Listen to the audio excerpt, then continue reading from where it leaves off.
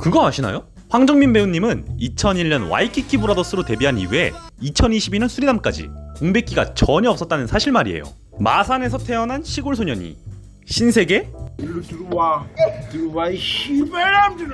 베테랑 우리가 돈이 없지 가오가 없어? 국제시장 내 진짜 힘들었거든요. 최근 수리남까지 한국 영화계를 주름잡는 쌍천만 배우 황정민 배우 이야기 시작하겠습니다. 본격적으로 황정민이라는 배우의 존재감을 알린 건 데뷔작 와이키키 브라더스였죠. 흥행이 실패했지만요. 아내분에게 와이키키 브라더스는 인생 한방이라고 했지만 흥행이 되지 않아 아내분이 그 한방 언제 오는데 라고 얘기하는 건 유명한 얘기죠. 인생 뭐 있어? 한방이다. 인생 한방이다.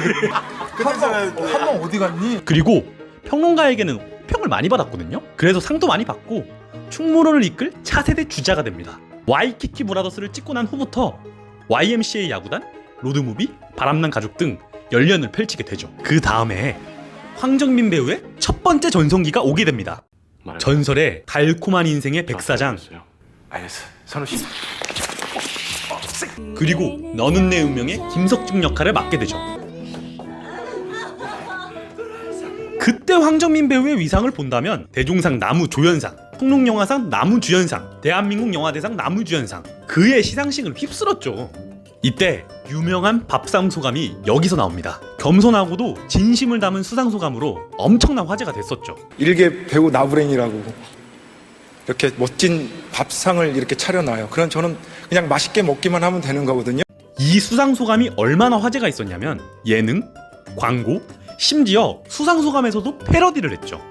저는 한 거 없습니다. 스태프 모든 분들이 차려놓은 밥상에 수상소감 중에 일개 배우 나부랑이라는 말을 합니다. 그리고 그 이후에도 지금까지 본인을 낮추는 이야기를 자주 합니다. 드라마는 연기 잘하는 사람이 해야 한다. 혹은 난 똥배우다. 당연히 사람들은 박지성이 축구 못한다는 거랑 뭐가 같냐 이런 반응이었죠. 근데 이런 말을 하는 이유가 뭘까요? 그 이유는 일단 배우의 꿈을 갖게 된 얘기부터 할게요. 황정민 배우가 중학교 시절에는 단체 관람으로 단관극장 뭐 이런 곳에 관람을 많이 갔다고 해요. 그러다 윤복희 선생님이 하는 피터팬 연극을 보고 저 무대에 올라가고 싶다. 무대 위에 있는 사람은 어떤 감정일까? 라는 생각이 들어서 연기를 시작했다고 해요. 그때부터 배우에 대한 의무감? 뭐 이런 게 있었대요. 온갖 튀고 다니는 행동은 다 했다고 해요. 학교 다닐 때 그런 애 있잖아요. 온갖 이상한 짓은 다 하는 애들. 그 의무감으로 청바지에 고무신을 신고 다닌다던가 장구경 스타일을 따라한다던가. 근데 그때는 그 행동이 배우가 갖춰야 될 미덕이었다고 생각했대요. 그러고는 개원예고 3학년 때 대입을 두고 더 나은 연기를 위해서 친구들하고 극단을 차리게 돼요. 대학은 나중에라도 갈 수 있지만 극단은 지금밖에 못한다고 생각했대요. 하지만 쫄딱 망하고 빚만 남았다고 하네요. 돈 받으러 왔는데 뭐 그거까지 알아야 되니? 빚 100만 원을 갚아야 되는데 눈에 포스터가 딱 눈에 띄기 시작해요. 그 포스터가 뭐냐? 장군의 아들 포스터예요. 장군의 아들 공고 모집 100만 원 이렇게 눈에 띄죠. 바로 지원을 하고 대사 한 줄을 받았는데 너무 떨어서 계속 NG를 내게 됩니다. 결국 엄청 혼나고 후신호금 처리했다고 하네요. 쟤는 다른 애는 안 될까요? 저 같으면 엄청난 상처를 받았을 것 같은데 어차피 평생 연기할 건데 뭐 어때? 이런 마인드로 더 나은 연기를 위해서 마임, 연기, 발레 같은 것들을 배워 기본기를 먼저 다졌다고 해요. 그렇게 대사 한 줄도 못 읽던 소년이 다시 와이키키 브라더스로 데뷔를 하고 밥상 수상소감에도 오르고 했지만 흥행은 항상 그리 좋은 편은 아니었어요. 2013년 이전에 가장 흥행이 잘 된 작품은 신세계였으니까요. 흥행이 자꾸 실패하고 반응이 생각만큼 안 오면 집 칠 법도 한데요. 황정민 배우가 후배 배우들에게 항상 하는 말이 있대요. 땅 파는 기계를 사서 땅을 파봐라. 영화비 15,000원이 나오나. 연기에 대해 정직해라. 그렇다면 그 정직함은 언젠가 드러나게 돼 있다. 단지 차이점이라면 모든 사람들이 좀 더 일찍 알아주냐 늦게 알아주냐 이 차이다. 그래서 그 정직함이 2014년에 드러나게 됩니다. 이상공 못 잡아서 미안하다. 내 진짜 힘들었거든요. 첫 신호탄은 국제시장이죠. 국제시장에서 20대부터 70대까지 역할을 맡았는데 더 나은 연기를 위해서 탑골공원에서 찍은 노인들의 영상을 보며 장기를 두는 손, 담배를 피우는 모습, 이야기하는 모습, 하루에 옷은 몇 번 갈아입고 하루에 몇 끼를 먹는지까지 숙지했다고 해요.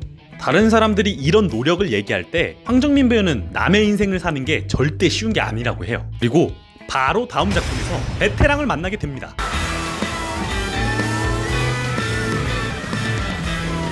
이 부분 다들 익숙하시죠? 저는 베테랑만 못해도 한 5번 넘게 본 것 같아요. 수많은 명대사를 나왔죠. 우리가 돈이 없지 가오가 없냐? 우리가 돈이 없지 가오가 없어? 어이가 없네 등등. 어이가 없네. 1000만 관객을 넘겨 바로 쌍천만 배우가 되죠. 다음 작품부터는 1000만 영화까지는 아니지만 흥행이 성공하죠. 히말라야, 검사회전, 곡성, 공작, 아수라까지. 그때 영화계에서 들리는 얘기로는 황정민 작두 탔다 이런 말까지 있었어요. 거의 출연만 했다 하면 흥행이었죠.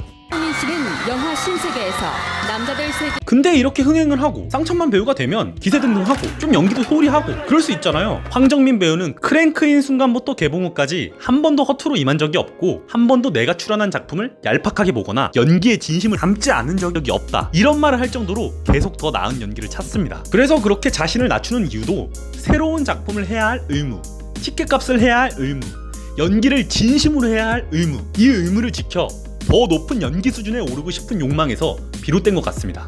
이동진 평론가가 이런 말씀을 하셨습니다. 뛰어난 테크닉과 집중력으로 조각할 줄 아는 배우.